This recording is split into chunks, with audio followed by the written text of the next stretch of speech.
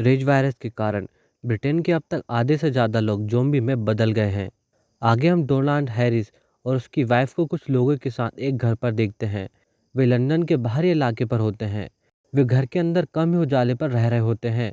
अंदर ही उनके पास खाने का भंडार होता है और डोनाल्ड की वाइफ को हमेशा उसके बच्चों की चिंता होती है, जो कि वहाँ से बाहर होते हैं।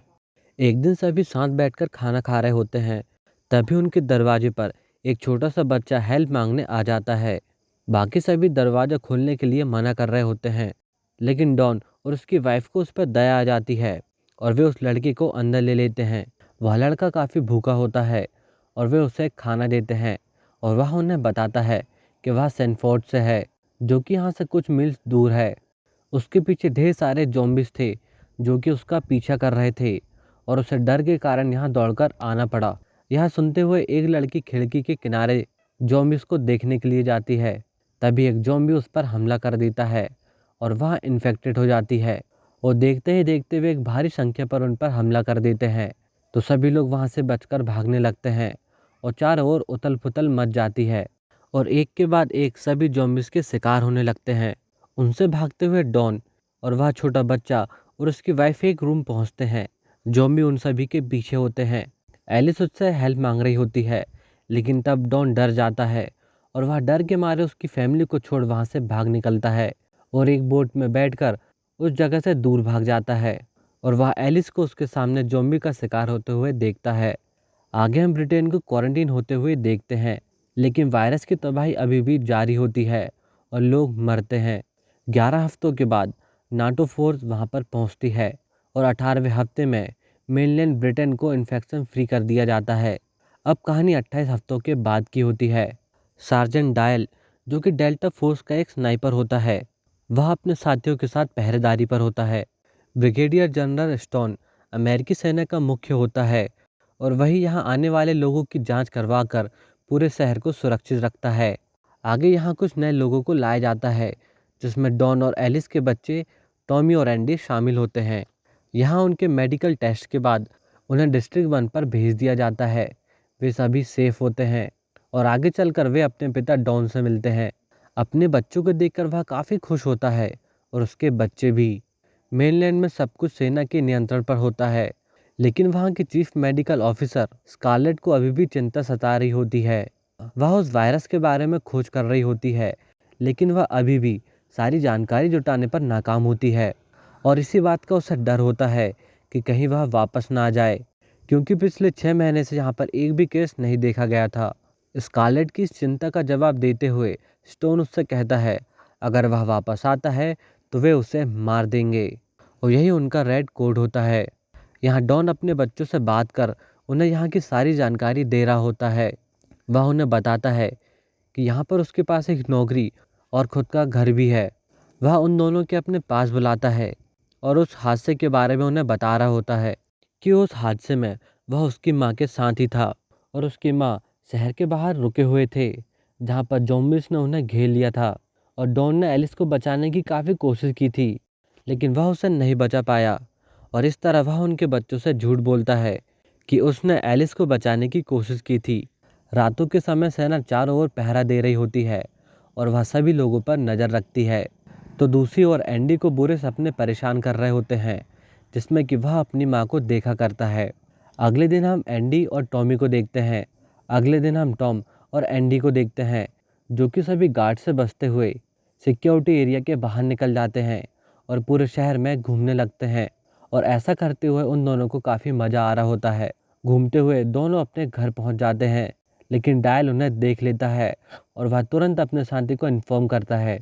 इधर वे दोनों अपने घर के अंदर जाते हैं और उनकी पुरानी याद ताज़ा हो जाती है। एंडी बाहर खेल रहा होता है, तभी वह टॉम को आवाज़ देता है, लेकिन कोई उत्तर न मिलने के कारण वह सीधे घर के अंदर चला जाता है और उसे ढूंढने लगता है और उसे ढूंढते हुए वह घर के ऊपर के अपार्टमेंट पर पहुंच जाता है। उसे वहां पर किसी के होने की आहट सुनाई देती है, जो कि कोई और नहीं बल्कि उसकी माँ होती है। एलिस अपने बच्चे को देखकर रोने लगती है और वह तुरंत उसे गले लगा लेती है, लेकिन इसी बीच हम नोटिस कर पाते हैं कि एलिस की आंखें बदल चुकी थी और वह अपने बच्चे को हर्ट करने की कोशिश भी करती है, जिसके कारण वह तुरंत वहां से बाहर निकल जाता है और तब तक आर्मी वहाँ पर पहुँच चुकी थी। वे उन दोनों और एलिस को भी अपने साथ ले जाते हैं और एलिस के ऊपर कुछ मेडिकल टेस्ट शुरू कर दिए जाते हैं। एलिस को एक ज़ॉम्बी के द्वारा काटा गया था, यानी कि वह अभी भी इन्फेक्टेड होती है। होश में आते ही एलिस सबसे पहले अपने बच्चों से मिलने की मांग करती है। टॉमी और एंडी, जिन्हें कि अब सच्चाई पता चल चुकी होती है कि उनके पिता ने उससे झूठ बोला है, इसलिए वे अपने पिता से नाराज होते हैं और अपनी मां से मिलने के लिए बेचैन।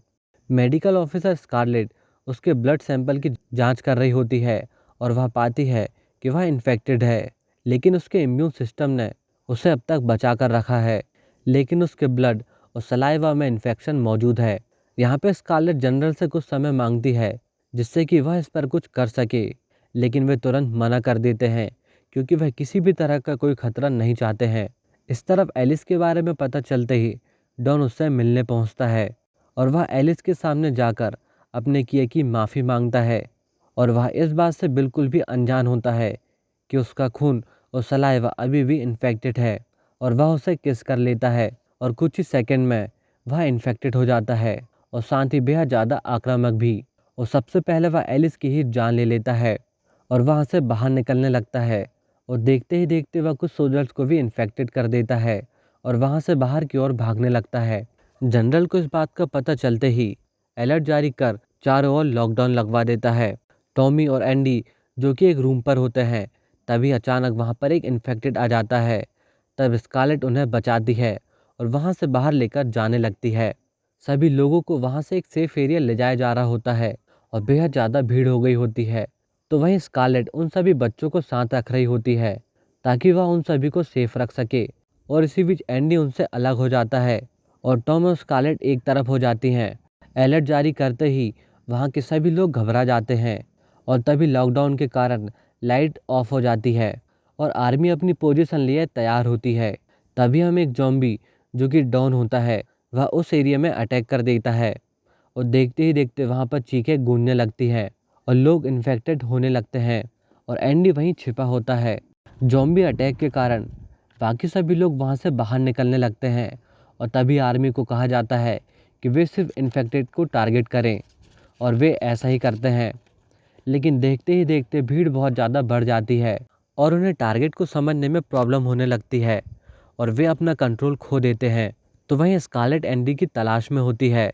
तभी जनरल सभी को मैसेज करता है कि वे सभी को मार दें और यही उनका कोड रेड होता है।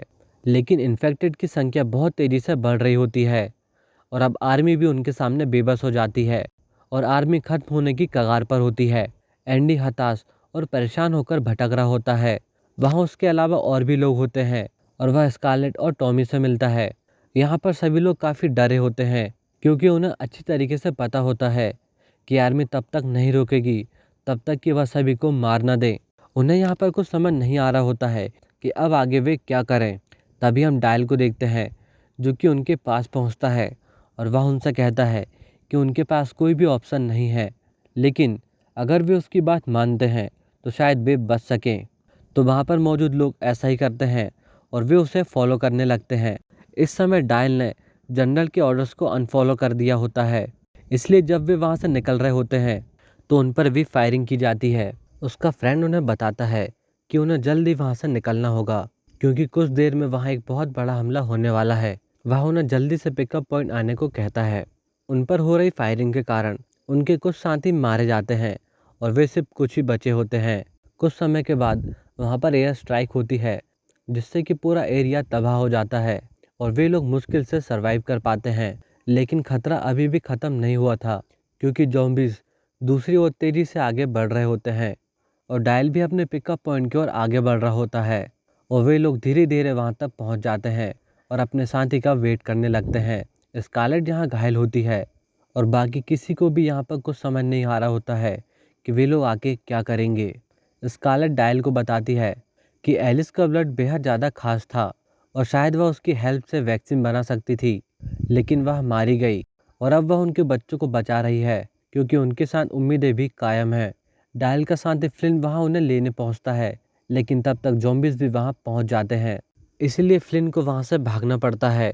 फ्लिन जाते समय डायल को एक नया पिकअप पॉइंट बताता है जहाँ वह उन्हें लेने के लिए आएगा और डायल उन तीनों को लेकर वहाँ पे जाने लगता है, लेकिन वे ज़ॉम्बीज़ भी उनके पीछे पड़े हुए थे। इस तरह पूरे शहर को आर्मी ने क्वारंटीन करना शुरू कर दिया होता है और कोई भी जगह खाली नहीं होती है। और ज़ॉम्बीज़ से बचते हुए वे लोग एक कार पे छिप जाते हैं। तो वहीं आर्मी के कुछ लोग उनके पास आ चुके होते हैं। कार खराब होने के कारण डायल को कार से बाहर निकलकर कार को धक्का देना पड़ता है। कार को धक्का देकर उसे स्टार्ट करना पड़ता है। बाकी लोग तो वहां से निकल जाते हैं, लेकिन आर्मी के हाथों डायल मारा जाता है। इस तरह डायल के सेक्रीफाइस के कारण वे लोग बचने पर कामयाब हुए। आगे की जिम्मेदारी अब स्कारलेट पर होती है कि वह उन दोनों को सुरक्षित बाहर ले जा सके। वहां से भागते समय उनकी कार पर फायरिंग होती है। तब वे लोग पास के एक मॉल पर घुस जाते हैं, जहां पर घना अंधेरा होता है। वे एक दूसरे की हेल्प से आगे बढ़ रहे होते हैं और उनके चारों ओर सिर्फ लाशों का ढेर होता है। कुछ दूर चलते ही वे रास्ते में अलग हो जाते हैं। तब अंधेरे में एक ज़ॉम्बी, जो कि कोई और नहीं बल्कि डॉन होता है, और वह उसकी जान ले लेता है। एंडी, जो कि सबसे अलग हो गया होता है, वहाँ पर डॉन का ज़ॉम्बी पहुँचता है और वह उसे इन्फेक्टेड कर देता है। और वह टॉमी की ओर धीरे धीरे आगे बढ़ रहा होता है, लेकिन वह उसे गोली मार देती है। इन्फेक्टेड हो जाने के कारण एंडी वहाँ से भाग रहा होता है, लेकिन टॉमी उसका साथ नहीं छोड़ती है। वह उसे अपने साथ लेकर आगे बढ़ती है। एंडी इन्फेक्टेड होने के बाद भी खुद को संभाल पा रहा होता है और वे दोनों धीरे धीरे अपने पिकअप पॉइंट पर पहुंचते हैं, जहां पर फ्लिन उनका वेट कर रहा होता है।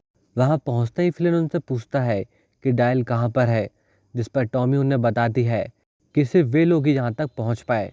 जिसके बाद फ्लिन उन्हें अपने साथ लेकर वहाँ से निकल जाता है। अब कहानी 28 दिन बाद की होती है। हम फ्लिन का वही प्लेन देखते हैं जो कि अब दुर्घटनाग्रस्त हो चुका होता है और ज़ॉम्बी वायरस का कहर अभी जारी होता है।